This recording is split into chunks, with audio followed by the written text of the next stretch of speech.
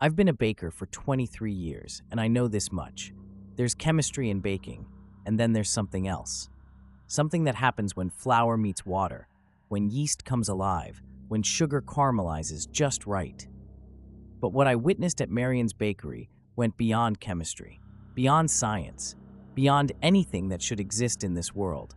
I should have known something was wrong that first morning when I saw the line stretching around the block before dawn. Should have noticed how their hands shook as they pointed to the display case, how their pupils dilated at the sight of our pastries, how they licked their lips like addicts getting their fix.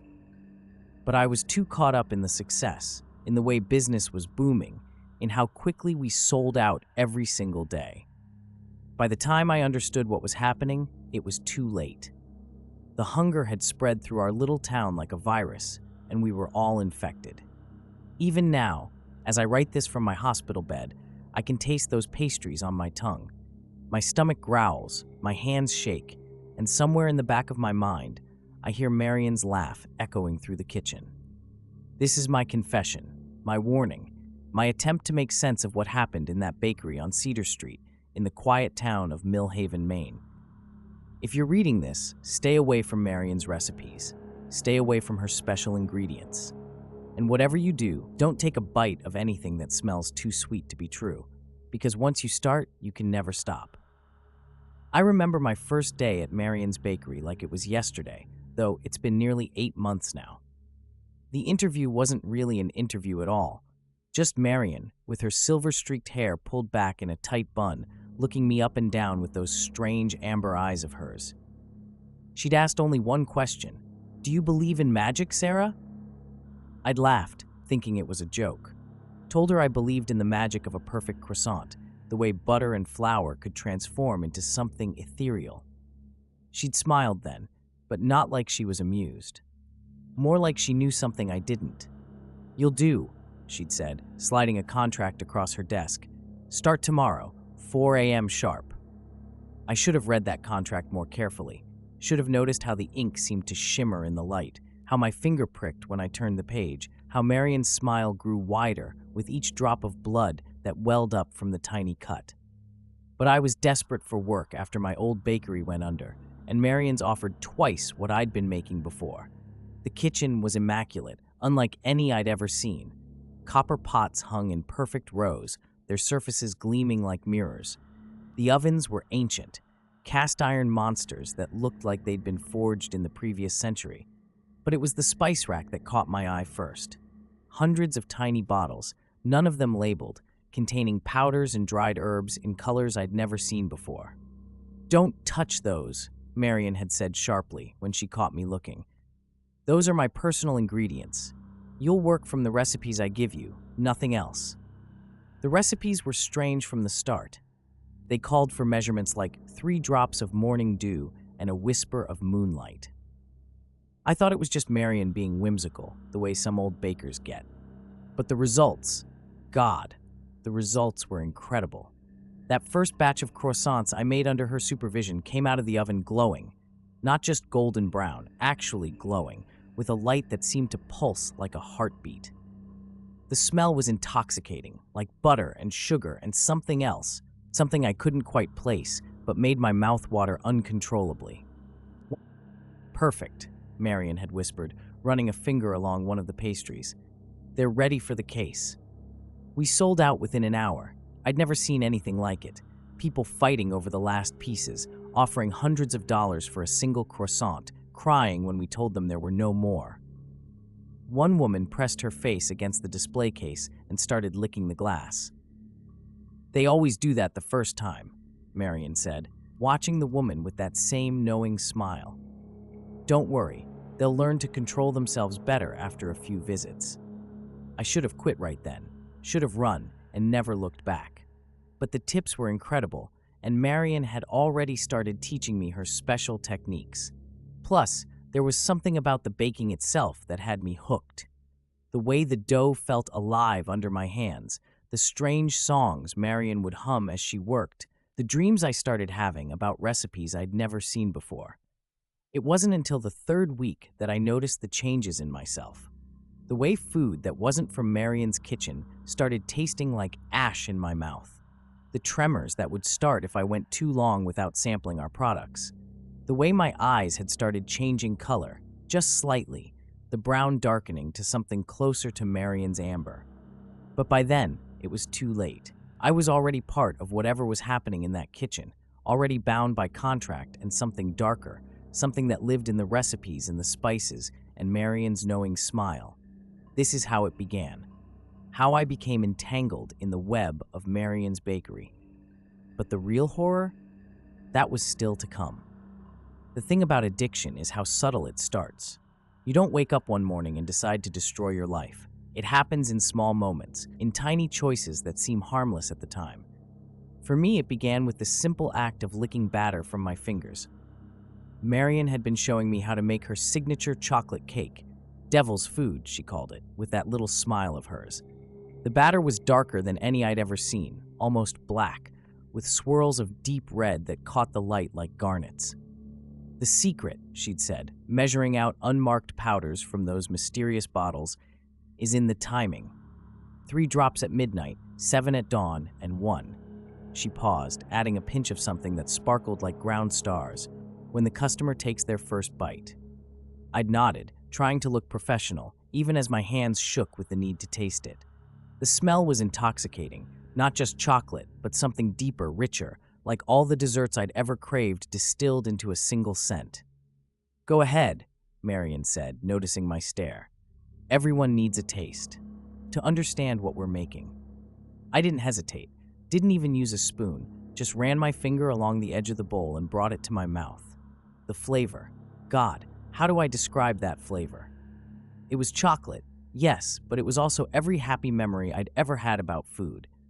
My grandmother's cookies on Christmas morning, my first kiss which tasted like strawberry lip gloss, the celebration cake at my college graduation, all of it, somehow wrapped into a single taste that made my knees buckle.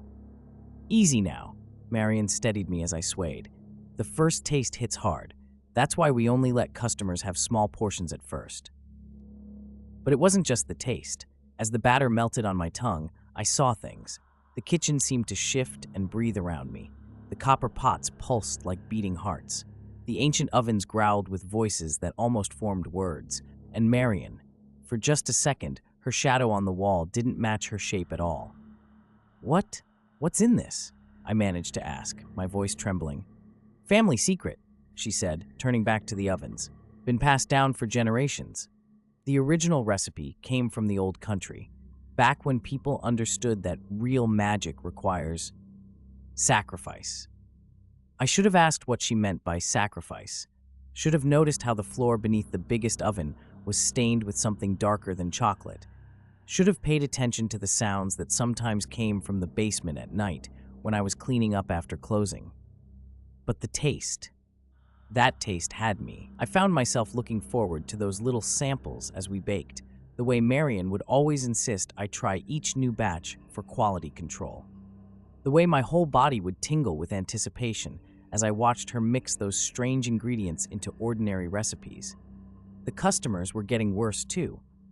We had regulars now who came in every single day, their eyes glazed, hands shaking as they handed over their credit cards. Some of them looked sick, pale and thin, except for their bellies, which were strangely distended. But they always came back, always bought more. "They need it more than they need anything else now," Marion had said one morning, watching as a woman in an expensive suit bought 3 dozen cupcakes. "Just like you do, Sarah, just like you will." I wanted to argue, to tell her I could stop any time I wanted, but even as I opened my mouth, my tongue darted out to lick a spot of frosting from my wrist. The woman in the suit saw me do it, and her eyes met mine with a look of perfect understanding, perfect hunger. That night, I dreamed of the basement, of stairs that went down much further than they should, spiraling into darkness, of voices calling up from below, begging for just one more taste, of Marion standing at a giant mixer, pouring in ingredients that moved and screamed. I woke up sweating, my stomach cramping with need. It was 3 a.m., still an hour before my shift started, but I got dressed anyway. Found myself walking to the bakery in the dark, my feet knowing the way without my mind's input. Marion was already there, of course. She was always there, no matter what time I arrived. She looked up from a bowl of dough that writhed slightly under her hands and smiled. "Early today," she said. "Good, the hunger's growing in you. Soon you'll be ready to learn the real recipes." "The real recipes?" She nodded toward the basement door. "Where do you think all those special ingredients come from, Sarah? Someone has to make them. Someone has to feed them. Someone has to become them." The dough in her bowl moved again, and this time I swear I saw fingers press against its surface from within. But by then, I didn't care. All I cared about was when I could have my next taste. When you're falling, there's a moment where you know you should reach out and grab something, anything, to stop your descent. But your body won't listen. You just keep falling, watching the world blur around you, knowing the ground is coming, but unable to do anything about it. That's how March felt at Marion's Bakery. Winter was melting into spring, but I barely noticed the change of seasons. My world had narrowed to the kitchen, the recipes, and the constant, gnawing hunger that nothing else could satisfy. I started seeing the signs in the mirror first. My eyes had definitely changed, the brown completely overtaken by that strange amber color that matched Marion's. My teeth felt different too, sharper somehow, especially after sampling the pastries. But it was my hands that scared me the most. The fingertips had started to develop a slight sheen, like they were covered in a thin layer of sugar glaze that wouldn't wash off. "It's normal," Marion assured me one morning when she caught me scrubbing my hands raw in the sink. "The change has to start somewhere. Usually the hands first. They're what touches the dough, after all." "What change?" I demanded, but she just hummed one of her strange songs and went back to working on a batch of her morning glory muffins, the ones that made customers cry tears of actual gold when they ate them. The town was changing too. You could see it in the way people moved now, all of them drawn to our little shop like moths to a flame. The morning lines got longer, snaking through the streets like a hungry serpent. Sometimes I'd look out the window and see them standing there in the pre-dawn darkness, swaying slightly, their eyes reflecting the light like animals. The missing persons reports started around then. Just a few at first, mostly homeless people, the kind that nobody looks too hard for. Then, a few college students from the nearby university. A businessman who'd stopped to get breakfast on his way through town and never made it to his meeting. I tried not to think about the sounds from the basement, tried not to notice how our special ingredients never seemed to run out, no matter how many deliveries we missed. Tried to ignore the way Marion would sometimes disappear downstairs for hours and come back with her apron stained in colors that shifted when you looked at them directly. But I couldn't ignore Tommy Chen. Not when he'd been my regular customer for months, coming in every morning for his apple turnover and chocolate croissant.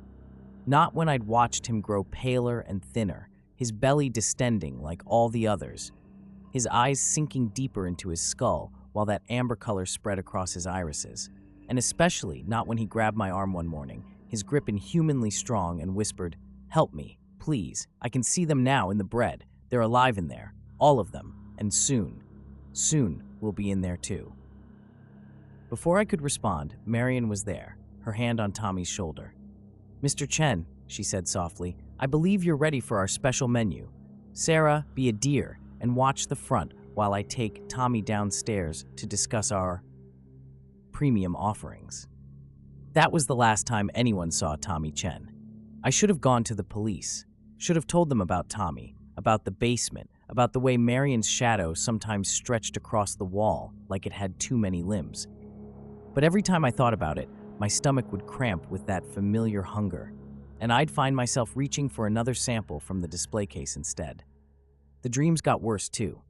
I started seeing the others in them, all our regular customers, their bodies twisted and changed, swimming through an ocean of dough like pale, bloated fish.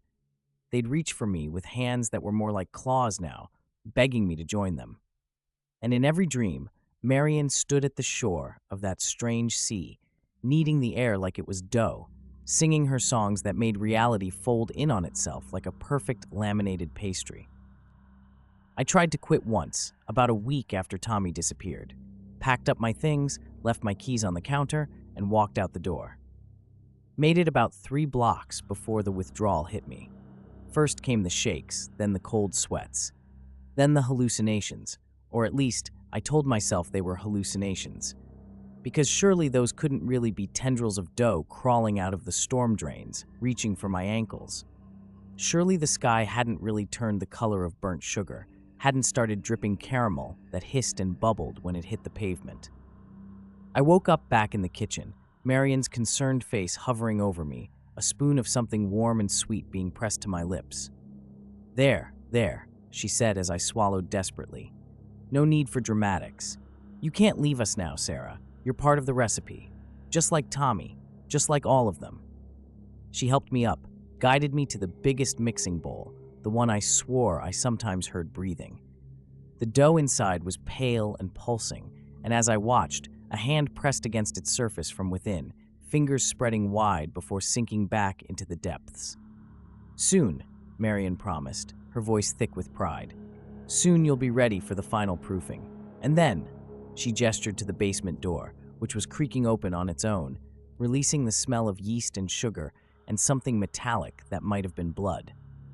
And then, she whispered, you'll rise with the rest of them. The hunger changes you.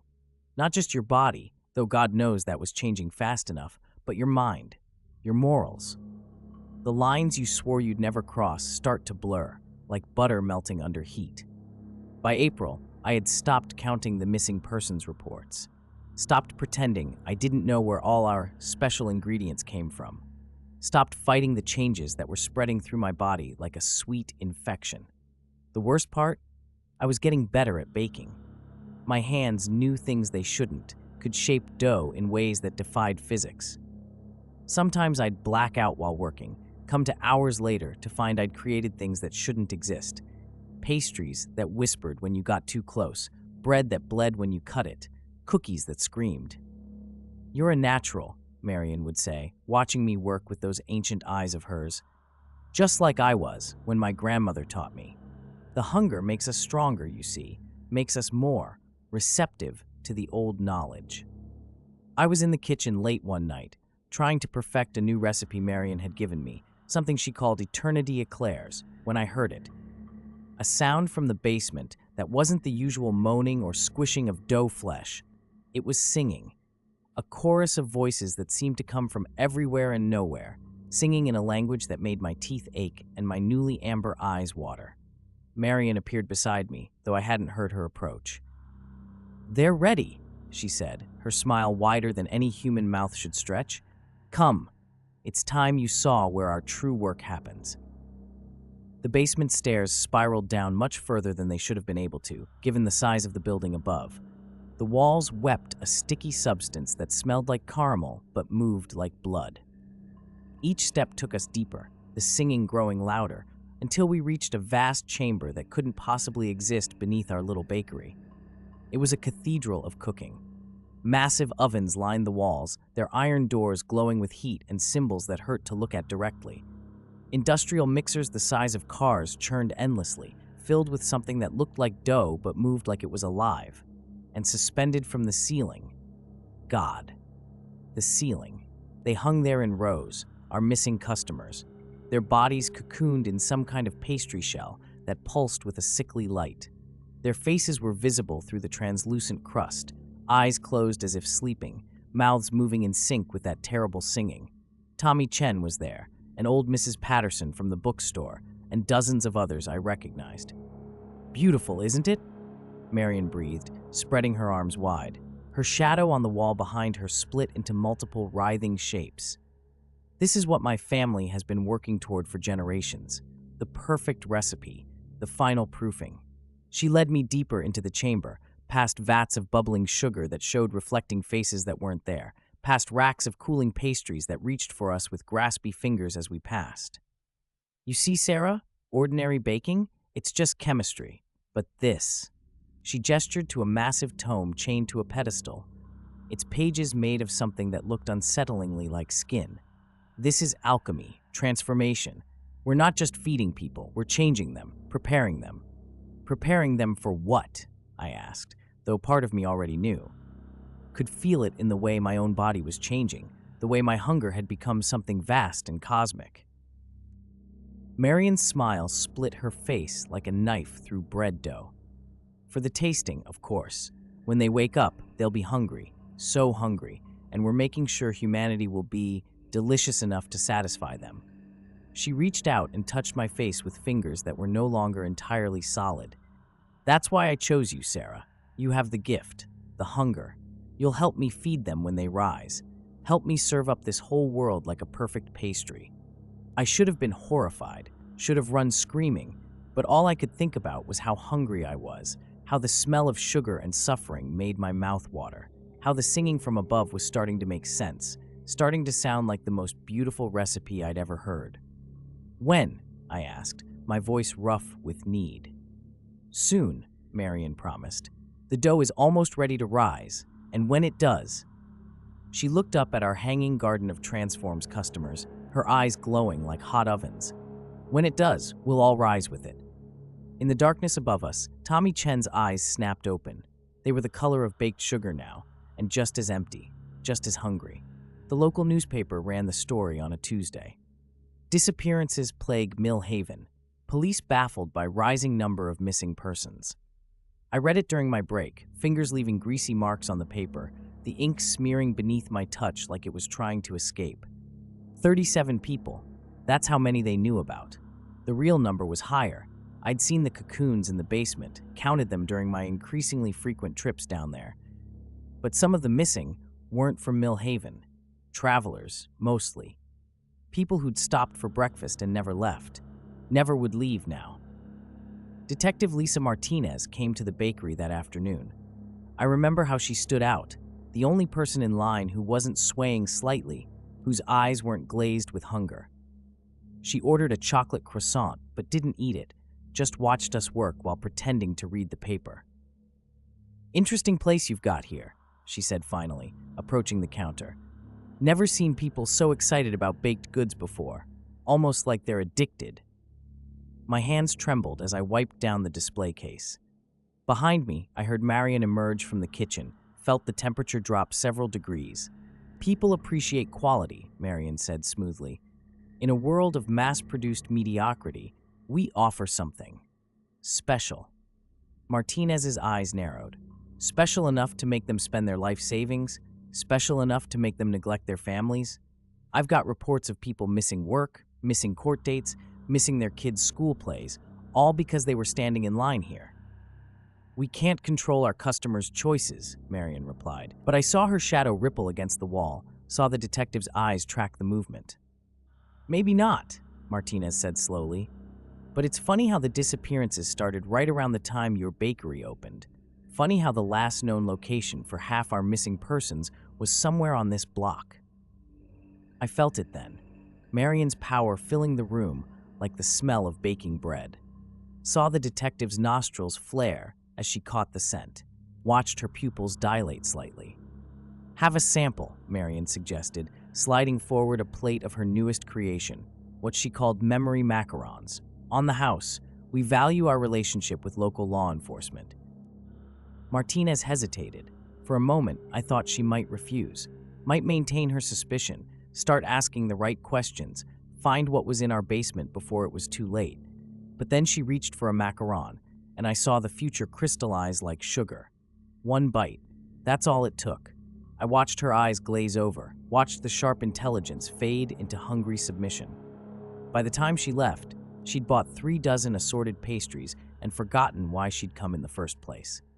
She'll be back, Marion said after the detective left. They always come back. She was right, of course. Martinez returned the next day and the next. I watched her transform like all the others, saw her skin grow pale and translucent, saw her belly distend while the rest of her shrank, saw her eyes change color like autumn leaves. 2 weeks later, she joined the others in the basement. Her cocoon hangs near Tommy Chen's now, their voices harmonizing in that eternal, terrible song. But the article she'd written before her transformation had already done its damage. People were starting to notice. Not the customers. They were too far gone, too lost in their sweet addiction. But others, family members, friends. People who saw what was happening to their loved ones and weren't yet under Marion's influence. They started gathering across the street some days, holding signs, taking pictures, trying to warn people away. They called us a cult, claimed we were drugging the food, demanded health inspections and police investigations. Marion watched them through the front windows, unworried. "They'll either join us," she said, "or they'll feed us. Either way, they serve the purpose." I nodded, understanding now how it worked.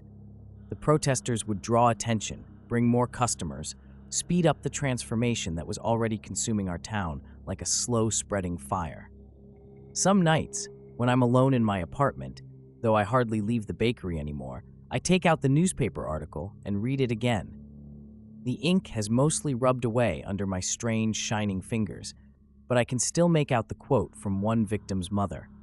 "It's like they're not even human anymore," she told Martinez. "Like something else is wearing their skin." She was wrong about that.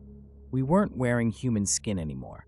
We were becoming something else entirely, something made of sugar and darkness and hungry dreams, something that would help serve humanity up on a silver platter when the elder gods finally awoke from their eternal slumber.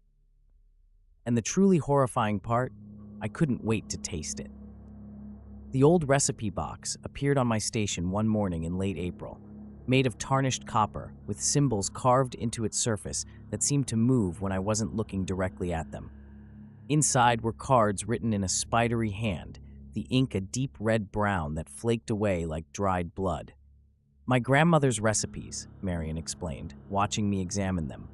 "I think you're ready for them now. Your transformation is progressing. Beautifully." She wasn't wrong about the transformation. My reflection had become something I could only look at in glimpses. My skin had taken on a glossy sheen, like a perfectly glazed Danish. The fingers of my right hand had started to fuse together, forming something more like a paddle for working dough. And the hunger. God, the hunger had become something vast and cosmic, a void that could never be filled. The first recipe I tried from the box was for something called remembrance rolls. The ingredients list included things like 3 measures of lost time and the sound of forgotten laughter. I didn't understand how to measure such things until I did. That night, I found myself in the basement, standing before one of the hanging cocoons. Inside, Mrs. Patterson from the bookstore floated in her doughy prison, mouth moving in that endless song. When I pressed my transformed hand against the surface, memories flooded into me. Her first kiss, her wedding day, her children's births. I could take them, measure them, fold them into the dough like butter. The rolls came out perfect, each one containing a different stolen memory. When customers ate them, they wept without knowing why, experiencing fragments of lives that were no longer their own. "Excellent," Marion said, sampling one. "You're beginning to understand. Baking isn't just about ingredients, it's about transformation.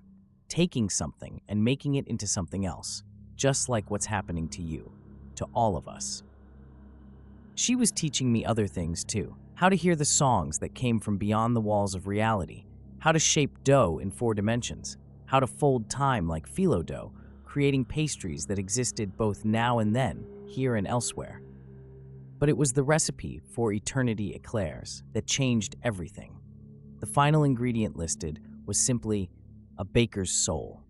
I thought it was metaphorical until I caught my reflection in a mixing bowl and realized I could see through myself in places, like I was becoming as transparent as spun sugar.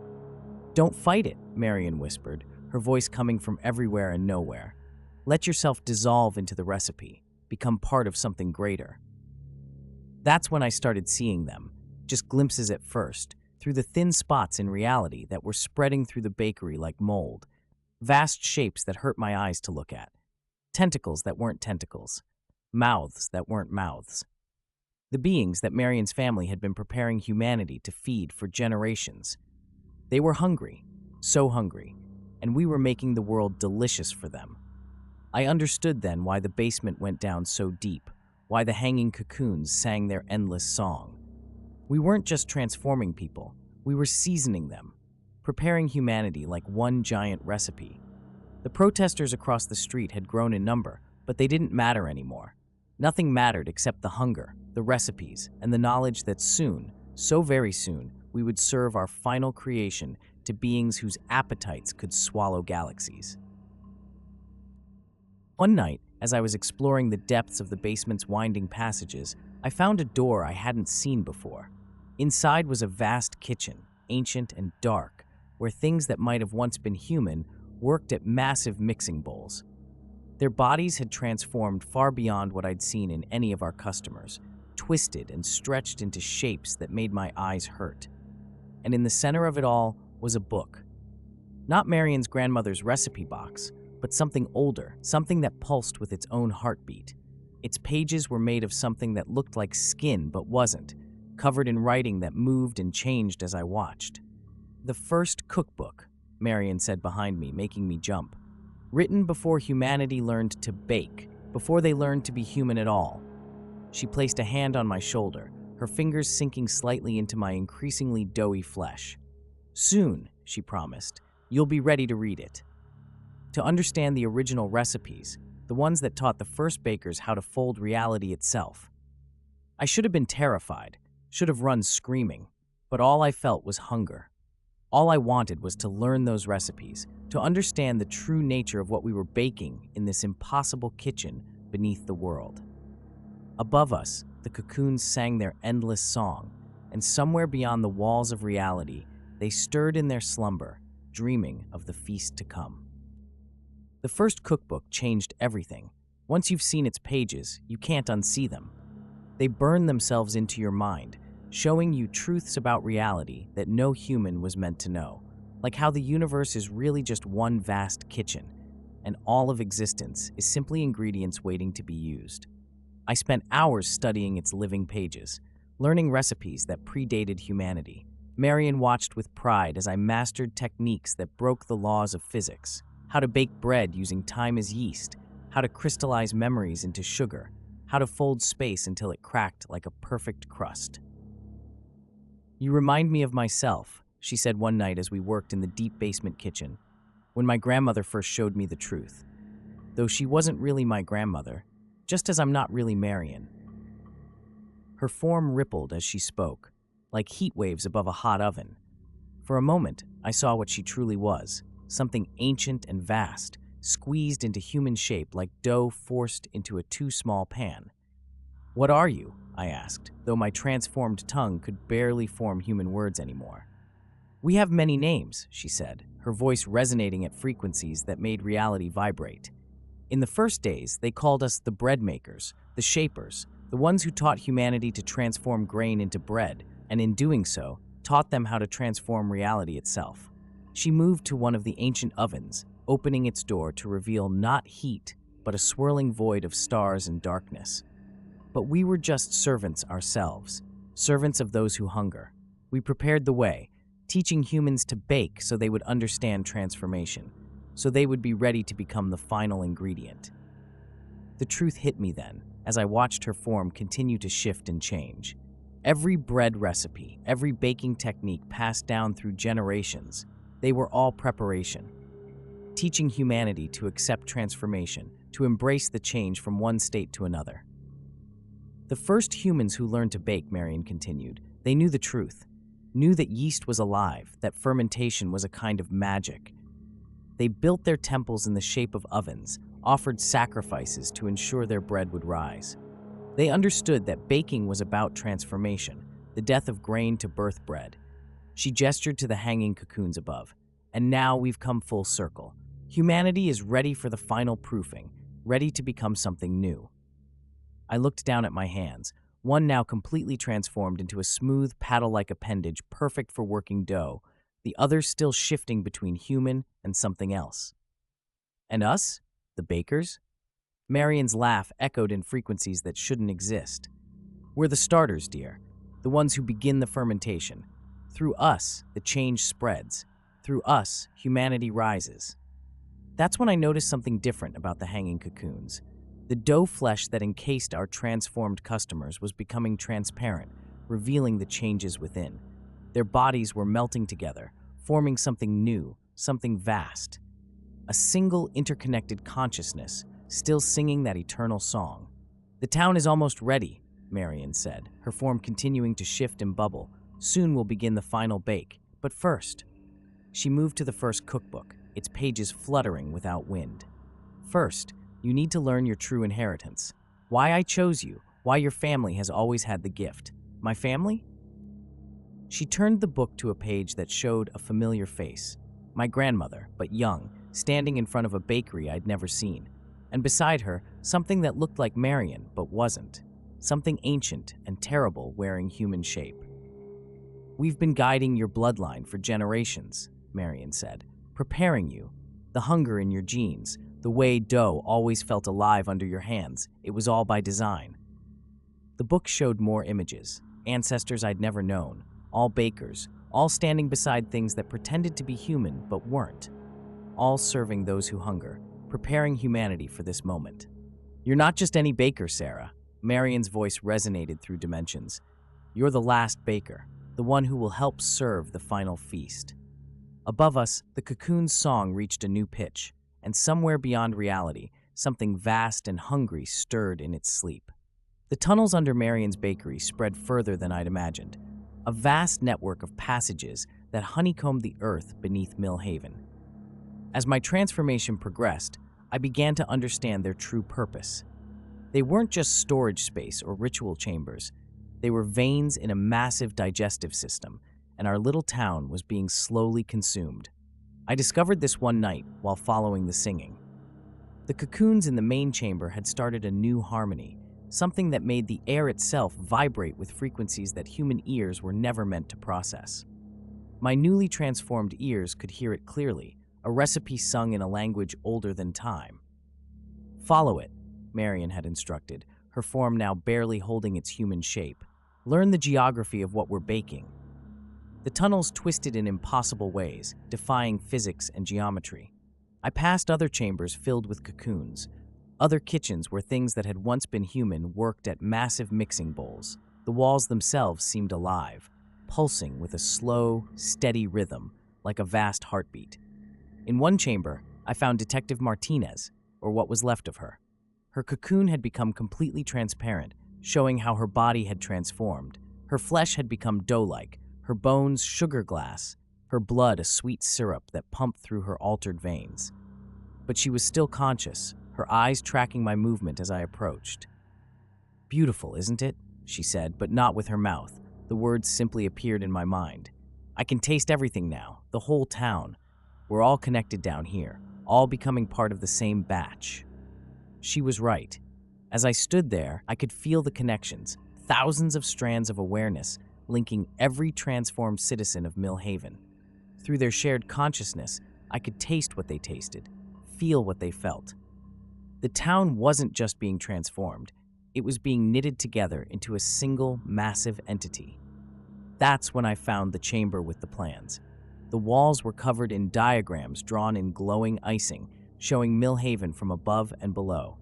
The tunnels weren't random, they formed an enormous sigil, a pattern that could only be seen from impossible angles. The town itself was being transformed into a vast summoning circle. "It's almost ready," Marion said, appearing beside me. Her form now flickered between dimensions, showing fragments of her true self. "Can you feel them stirring?"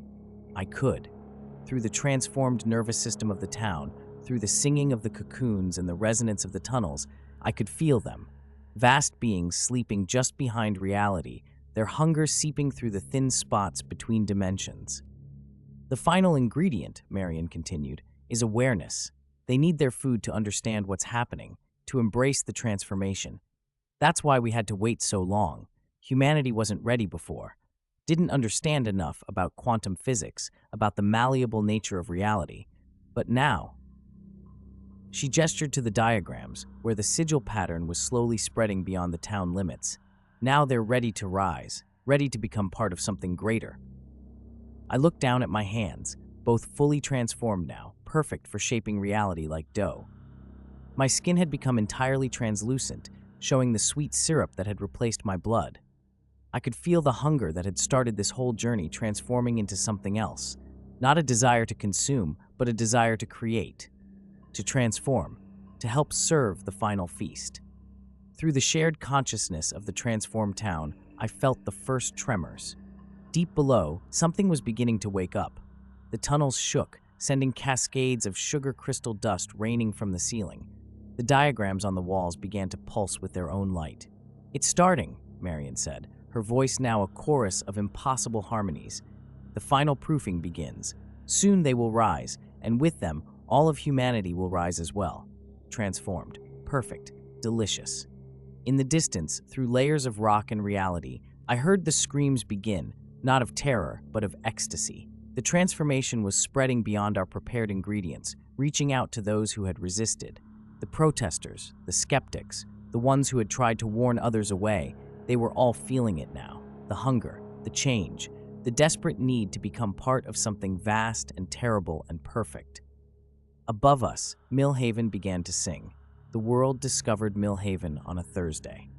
News helicopters circled overhead, their cameras capturing what little could still be seen of our town through the strange, shimmering dome that had formed over it. A dome that looked suspiciously like the top of a rising loaf of bread.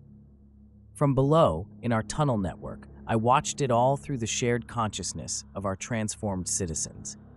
Saw the media speculation, the military cordons, the scientists with their useless instruments trying to understand what was happening. Their voices reached us distorted, like they were coming through layers of thick dough. "Let them watch," Marion said, her form now a constantly shifting mass of angles that shouldn't exist. "They need to see, to understand. It's part of the recipe." She was right, of course. The camera feeds from above showed the dome's surface becoming more transparent, revealing glimpses of what the town had become. The buildings had merged together, their structures soft and organic now, pulsing with internal movement. Streets had become rivers of flowing dough flesh, carrying transformed citizens through the living city like blood cells through veins. The military tried to evacuate the neighboring towns, but it was already too late. The hunger had spread beyond our borders, carried by those who'd eaten our pastries and moved away, by delivery trucks that had carried our goods to other cities, by social media posts showing our impossibly beautiful creations. Through our shared consciousness, I felt them all awakening to their transformation, felt their terror turn to ecstasy as they realized what they were becoming. Humanity's resistance was crumbling, not against an invasion, but against the irresistible desire to become something new. The day they began to emerge, the sky turned the color of caramelized sugar. I watched from what had once been the bakery's storefront, my transformed body now barely recognizable as human. Through the vast shared consciousness of transformed humanity, I could feel billions of others watching too, their minds linked in a vast network of sweet synapses. Marion, or the being I'd known as Marion, had shed all pretense of human form. She floated beside me, a crystalline structure of impossible geometries that hurt to look at directly.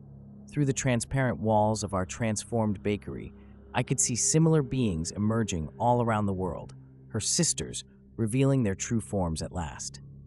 "We've waited so long," Marion's voice resonated through multiple dimensions. "Since before humans learned to make fire, we've been preparing this feast. Guiding your species, teaching you to transform simple ingredients into something greater. Every loaf of bread was practice for this moment." The ground trembled, not just in Millhaven, but everywhere. The transformed flesh of humanity pulsed in anticipation as vast shapes began to press against the fabric of reality. Through our shared awareness, I could feel them, being so ancient and vast that galaxies were mere motes of dust to them. What are they?" I asked, though I no longer had a proper mouth to speak with. "They are the consumers," Marion said, "the ones who taste reality itself. They've sampled countless worlds, countless species. But humanity is special. You didn't just accept transformation, you perfected it, made an art of it, made yourselves delicious." Through the worldwide web of transformed consciousness, I watched as they began to break through. Their forms were impossible to comprehend. Mouths that were universes, tongues that tasted time itself, appetites that could devour dimensions. They emerged like yeast blooming in warm water, like dough rising in a hot oven, like sugar crystallizing in supersaturated solution. And humanity welcomed them. The transformed masses reached out with dough flesh limbs, offering themselves up to be consumed. Each bite was ecstasy. not an ending, but a transformation into something even greater. You see now, don't you? Marion's voice chimed through realities. Why it had to be a bakery. Bread is the most fundamental transformation humans ever discovered, taking separate ingredients, flour, water, yeast, and making them into something entirely new. It taught your species that change was possible, that it could be beautiful. I understood then, watching as the consumers began their feast, that this wasn't an invasion or an ending. It was a recipe reaching its completion. Humanity had spent its entire existence preparing for this moment, learning the art of transformation through every loaf of bread, every baked good, every recipe passed down through generations. Through our shared awareness, I felt the joy of those being consumed. They weren't dying, they were becoming part of something vast and eternal. Every bite transformed them further, integrated them into the very flesh of beings that existed beyond time and space. And you, Sarah, Marion's crystalline form sparkled with something like pride. You were the perfect apprentice, the final baker, the one who helped proof humanity until it was ready to rise into its ultimate form. I looked down at my transformed hands, remembering how they once kneaded ordinary dough. Now, they shaped reality itself and helped prepare humanity for its final transformation. Every loaf I'd ever baked had been practiced for this cosmic feast.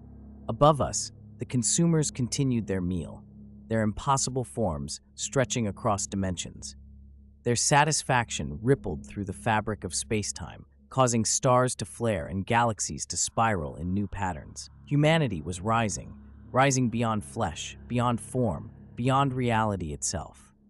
And through it all, the singing continued, the final proof that we had become exactly what we were meant to be. The perfect recipe, the ultimate transformation, the most delicious feast the universe had ever known.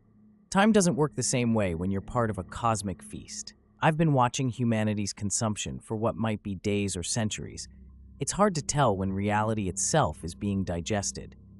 The consumers don't eat the way we used to. They savor. They taste each moment, each memory, each transformed soul. Through our vast shared consciousness, I experience every bite, feel the ecstasy of those being consumed, their joy as they become part of something infinite. But I also feel the hunger of those still waiting, their transformed bodies writhing with need, desperate to be devoured. It's withdrawal, Marion explained, her crystalline form refracting impossible colors. Even now, some resist. Some try to hold on to their humanity. They don't understand that humanity was always meant to be an ingredient, not a final form. She was right. Through our network, I could feel pockets of resistance. Humans who had avoided our pastries, who had sealed themselves in bunkers or fled to remote locations. But their isolation couldn't save them. The transformation had become airborne, spreading through spores that looked like flour dust, turning even the most determined survivors into something sweet and strange. The military's last stand happened somewhere in the Nevada desert. They'd gathered their remaining untransformed forces, believing their underground bunkers could protect them. I watched through our shared awareness as they succumbed, not to violence but to hunger. Their own transformed comrades brought them pastries, knowing they couldn't resist. Look, Marion directed my attention to a particularly fascinating consumption happening over what had once been Paris. See how they're learning to taste time itself. The consumer hovering there was teaching its meal how to experience past and future simultaneously, how to savor every possible version of reality at once. The transformed humans in its grasp weren't screaming.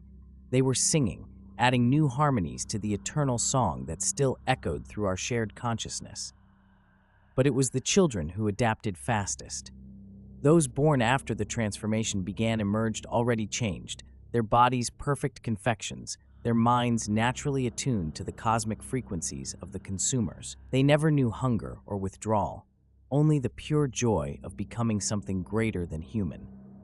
Through the worldwide web of awareness, I felt a particularly powerful surge of sensation.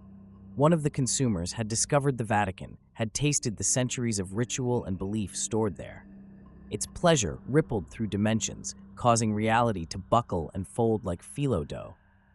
They're actually quite picky eaters, Marion noted, her form shifting through impossible geometries. They've consumed countless species, countless worlds, but humans are special. You learn to transform yourselves, learn to make yourselves delicious. Every culture, every civilization developed their own ways of making food into something more than mere sustenance. I understood then why bread had been so important to human development, why every culture had their own sacred foods, their own cooking rituals. We had been practicing transformation since we first learned to control fire, preparing ourselves for this ultimate change. The resistance bunker in Nevada finally cracked that day, or what passed for day in this new reality. I felt the moment their resolve broke, felt their desperate rush to join the feast.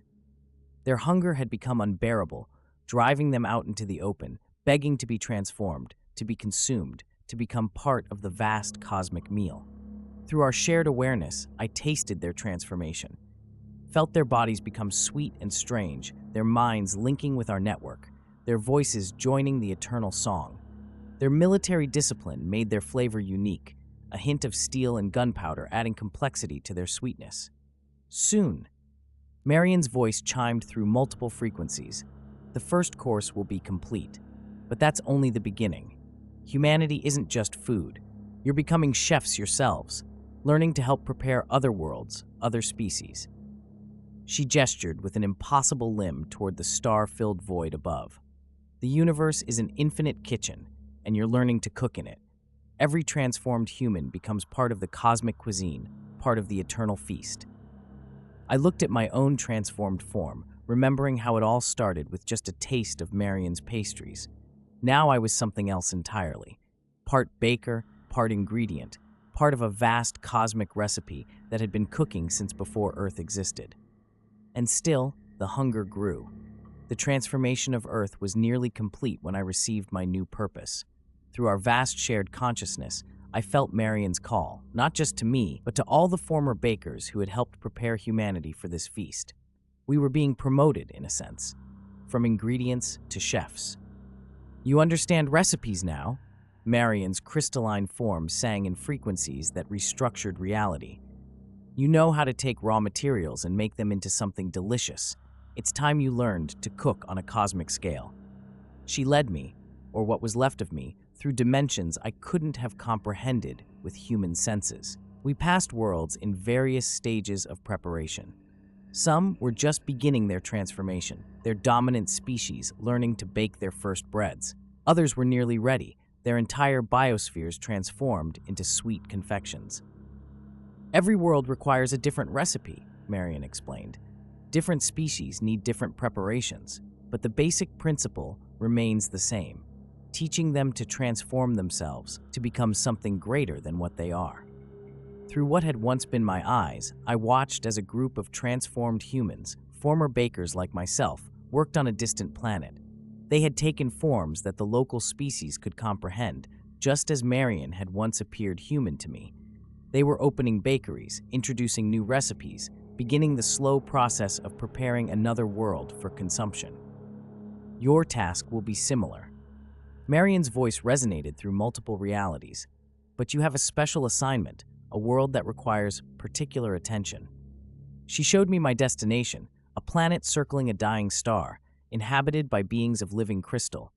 They had no concept of cooking, of transformation. They simply were what they were, unchanging and eternal. They will be challenging, Marion admitted, but you understand crystallization now, don't you?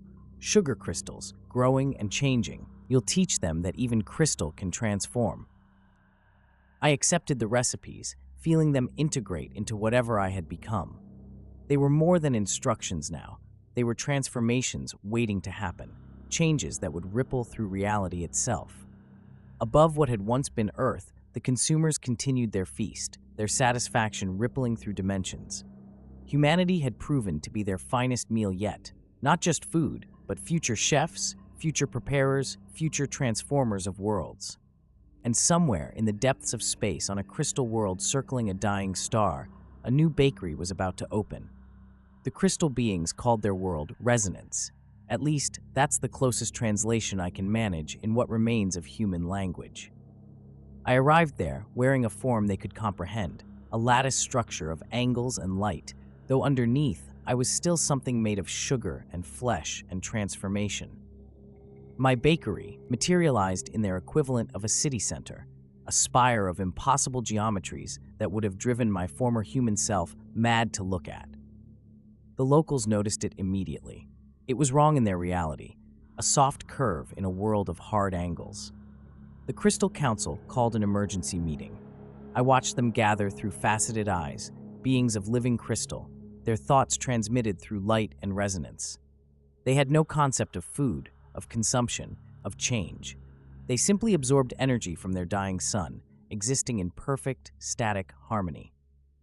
"You bring wrongness," their leader transmitted, patterns of light flickering through their crystalline form. "You bring change." "I bring transformation," I corrected, using their own light patterns but infusing them with frequencies I had learned from Marion. "I bring the possibility of becoming more than you are." Through our shared cosmic consciousness, I felt Marion and the others watching, felt the hunger of the consumers lurking behind reality, waiting. This was a test, not just of the crystal beings, but of humanity's ability to prepare new recipes. I took out the first cookbook, its pages now incorporating all we had learned from Earth's transformation. The crystal beings recoiled as it opened, sensing the wrongness, the potential for change it represented. "Let me show you," I said, and began to bake. I used their solar energy as heat, their crystalline essence as sugar. I folded light itself like dough, created impossible confections that existed in multiple states simultaneously. The crystal beings watched in horror and fascination as I transformed elements of their reality into something new. "This is wrong," the council leader insisted, but I could see the first traces of hunger in their light patterns. "We are perfect as we are. We do not change." "Everything changes," I told them, remembering my own transformation. "Even crystals grow. Even light bends. Why not choose the direction of that change? Why not become something more?" I offered them a taste, a small fragment of transformed crystal that hummed with new frequencies. One of the younger council members moved forward, despite the others' warnings. Their crystalline surface touched my creation, and I felt the moment the hunger awakened. Light exploded through their form, patterns shifting and changing. The other council members watched in horror as their colleague began to transform, their rigid crystal structure becoming something fluid, something new. "What have you done?" the leader demanded, but I could see the hunger growing in them too. Through our network, I felt Marion's approval, felt the consumer's anticipation.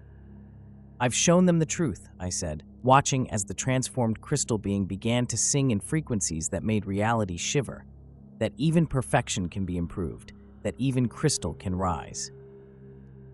The change spread through their city like cracks through glass.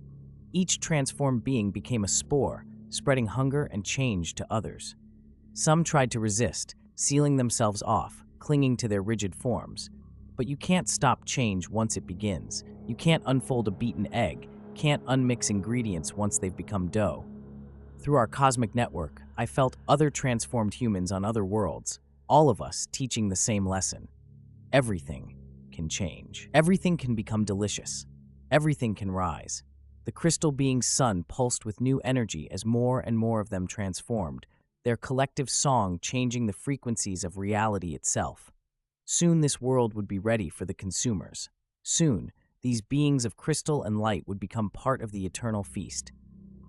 And I, who had once been simply Sarah the baker, watched my recipes transform another world, another species, into something sweet and strange and perfect. The day the consumers began their feast, the bakery trembled. It wasn't the kind of shaking that comes from earthquakes or the hum of a busy oven. No, this was a deeper resonance, a vibration that came from beneath, as if the very foundations of reality were groaning under the weight of what we had summoned. In the basement, our cathedral to transformation, the cocoons pulsed with light. Those who had once been our customers, neighbors and friends now sang a harmony that rattled my remaining human memories. Their voices wove together, pulling at something deep below, something older than the consumers themselves. Marion, or what was left of her, stood beside me. Her form no longer resembled anything human. She had become a lattice of light and sugar, a fractal pattern that shifted endlessly. Her voice vibrated through my entire being, a symphony of countless frequencies. "It's waking," she whispered, though her mouth no longer moved. "The thing that makes the consumer's hunger, the heart of the feast." Beneath the cathedral floor, the singing deepened, transforming into something guttural and primal. I watched as the massive mixers and ovens, living relics of ancient knowledge, took on new shapes, stretching and merging into a single, massive mechanism. The walls themselves began to drip with a thick syrup, pooling into a spiral pattern that glowed with a light that was not light. "What is it?" I asked, though I already knew the answer. Marion turned her crystalline gaze on me. "The source," she said, "the original recipe. Before there were bakers, before there was hunger, there was this, the world from which all recipes flow." The floor cracked open with a sound like tearing bread, revealing a void that shimmered like molten caramel. From its depths, tendrils of light and shadow emerged, tasting the air. The cocoons swayed in unison, their song rising to a crescendo. And then I saw it. It wasn't a being, not in the way we understood. It was an idea made flesh, a swirling mass of impossible shapes and colors that spoke of hunger, of transformation, of endless creation. It pulsed in time with the song, its surface shifting to reflect every recipe ever created, every meal ever consumed, every transformation ever wrought. I fell to my knees, not out of fear, but awe. This was what we had been working toward. This was the culmination of every loaf of bread, every pastry, every drop of blood and sweat spilled in pursuit of perfection. Marion knelt beside me, her voice reverent. "This is what lives below, the hunger that drives the consumers, the force that teaches us to bake, to transform, to rise." As I watched, the tendrils reached toward me. They didn't touch, but I felt their pull, their invitation. The source wasn't just awakening, it was choosing. "You are ready," Marion said, her form fracturing into smaller glowing pieces. "Go to it, Sarah. Learn its secrets. Become the recipe." With trembling limbs, I stepped forward. The tendrils coiled around me, pulling me into the void. For a moment, there was only darkness, and then I saw everything. The void wasn't empty. It was filled with memories, with tastes and textures, with the essence of everything that had ever been consumed. I felt myself dissolving, my body and mind breaking down into their most basic components: flour, sugar, yeast, and water. But I wasn't disappearing, I was being remade. The source spoke to me, though it had no voice. Its thoughts poured into me, filling me with knowledge beyond comprehension. I saw the first bakers, beings of pure energy who had shaped the universe itself into dough, kneading stars and planets into existence. I saw the birth of the consumers, their endless hunger driving them to seek out worlds ripe for transformation. And I saw humanity's role in the recipe. We weren't just food, we were catalysts, the spark that ignited the cosmic oven. Our capacity for creativity, for change, for transformation was what made us special. What made us delicious. "You will be the last," the source told me, "the final batch, the ultimate transformation. Through you, the recipe will be complete." I felt myself rising, expanding, becoming something vast and uncontainable. My body dissolved entirely, replaced by a lattice of light and energy. My mind merged with the source, with the consumers, with every being that had ever been transformed. I was no longer Sarah the baker. I was the recipe itself. When I returned to the cathedral, the world had changed. The cocoons were gone, their song now part of the air itself. Marion was no longer beside me, her form absorbed into the tapestry of the source. The bakery's ovens burned with a light that reached the heavens, their heat warming the entire planet. Outside, the transformed city pulsed with life, its inhabitants fully integrated into the cosmic recipe. I stepped forward, my new form shimmering with power. I reached out, and the ovens responded, opening to reveal the final batch, humanity itself, transformed into something beyond flesh, beyond thought. "It's time," I said, my voice resonating with the power of the source. The ovens flared and the world rose. Through the shared consciousness of the consumers, I felt their satisfaction, their joy at the completion of the feast. But this wasn't the end. It was the beginning of a new recipe, a new transformation, a new rise. As the final batch was served, I looked to the stars, knowing that countless worlds awaited their turn in the cosmic kitchen. And I would be there, guiding them, baking them, transforming them. For the recipe is never truly complete, it simply rises anew.